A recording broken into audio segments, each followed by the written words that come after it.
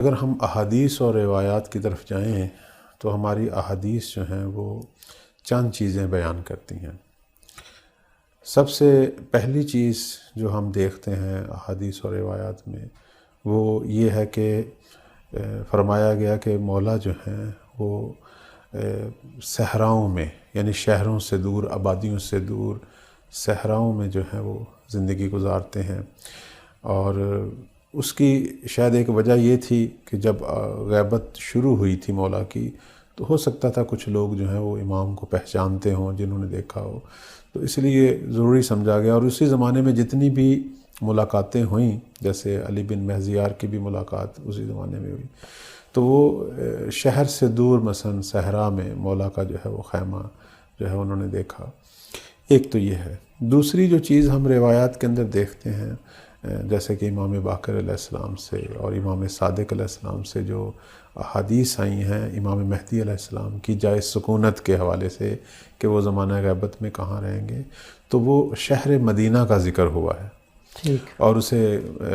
طیبہ کا لقب دیا گیا کہ نعم المنزل جو ہے وہ طیبہ، یعنی مہدی جو ہے وہ بہترین جو جگہ جسے وہ اپنے مسکن کے عنوان سے، سکونت کے عنوان سے انتخاب فرمائیں گے، وہ طیبہ ہے۔ اور طیبہ جو ہے وہ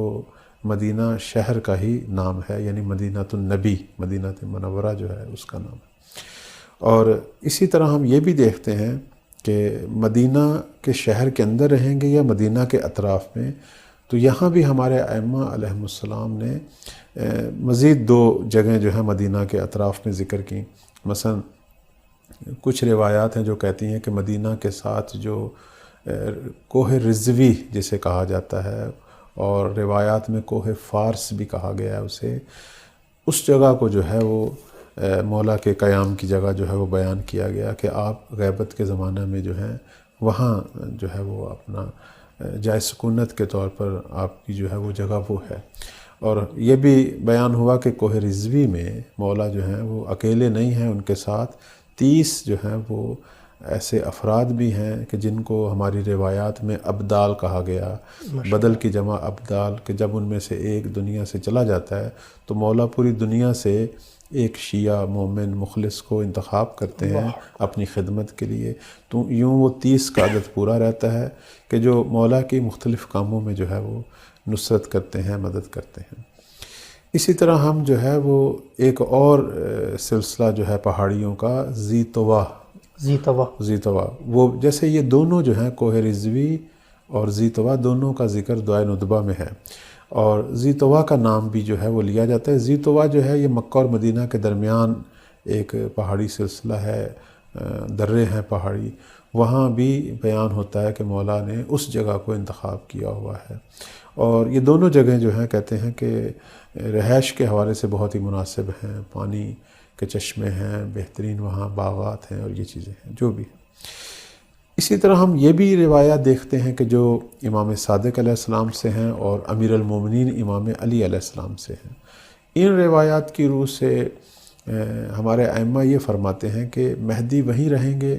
جہاں جو ہے مومنین رہتے ہیں، جہاں شیعہ رہتے ہیں، اور وہ مشرق سے مغرب تک سفر کرتے ہیں، اور انہی گلی کوچوں میں مولا جو ہے اپنے قدم بڑھاتے ہیں کہ جہاں ہمارے شیعہ جو ہیں وہ چلا کریں گے، حتیٰ کہ لوگوں کے گھروں میں بھی تشریف لاتے ہیں۔ تو اس طرح کی روایات بھی موجود ہیں، بلکہ ہمارے ائمہ نے یہاں تشبیہ دی حضرت یوسف علیہ السلام کے ساتھ کہ جس طرح یوسف جو ہیں ایک آبادی میں رہتے تھے مصر میں، اور لوگوں کی نگاہوں کے سامنے ہوتے تھے، اور بالآخر حجت خدا بھی تھے، پیغمبر بھی تھے، لیکن کوئی انہیں نہیں پہچانتا تھا۔ اسی طرح مہدی جو ہیں صلوات اللہ علیہ لوگوں کے سامنے ہوں گے، اپنے شیعوں کے سامنے ہوں گے، لوگ انہیں دیکھیں گے لیکن پہچانیں گے نہیں، ہاں مولا سب کو دیکھیں گے اور سب کو پہچانیں گے۔ تو اگر ہم ان تمام روایات کو اگر ہم اس کا ایک جمع بندی جسے ہم کہتے ہیں اگر وہ کریں، نتیجہ لیں، تو اس صورت میں لیں گے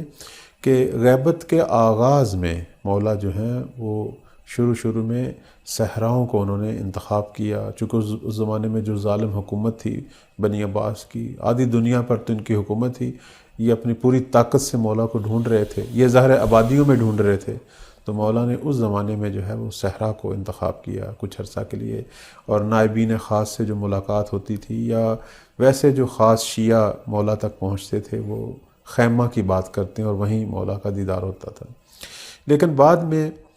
جب ایک دو نسل انسانی گزر گئی تو اس کے بعد مولا نے جو ہے جس طرح کہ ہماری روایات میں ہے کہ مدینہ کو انتخاب کیا، اور مولا جو ہے وہ مدینہ میں ہے۔ اسی لیے ہم دیکھتے ہیں کہ جب مولا ظہور فرمائیں گے اس وقت بھی روایات میں ہے کہ مولا مدینہ سے مکہ کی طرف جائیں گے، اور سفیانی جو ہے جو ان کا دشمن ہوگا اس زمانے میں وہ اپنی فوج بھیجے گا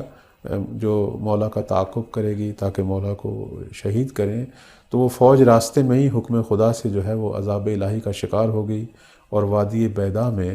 جو ہے وہ دھنس جائے گی۔ تو یہاں بھی یہی بتایا جاتا ہے، البتہ شیعہ سنی دونوں روایات میں وہ بھی یہی کہتے ہیں کہ امام جو ہے وہ مدینہ سے مکہ کی طرف جو ہے وہ حرکت میں آئیں گے اور مکہ پہنچیں گے۔ یعنی اس وقت بھی معلوم ہے روایات میں کہ آخری جو جگہ جہاں سے مولا نے نکلنا ہے وہ مدینہ ہے۔ تو بس ہم اگر نتیجہ لیں تو اس کا مطلب یہ ہے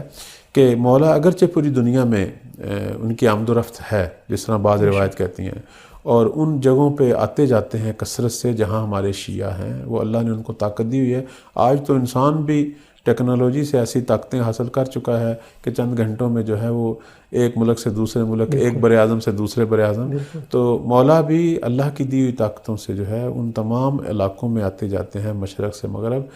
جہاں ہمارے شیعہ ہیں، جہاں کوئی مشکلات ہیں، امام جو ہیں بالآخر امام وقت ہیں،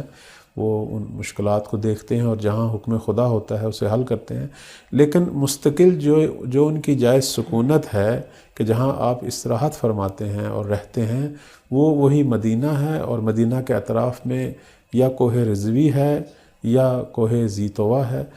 یہ وہ چیز ہے جو ہم روایات کی روح سے دیکھ رہے ہیں۔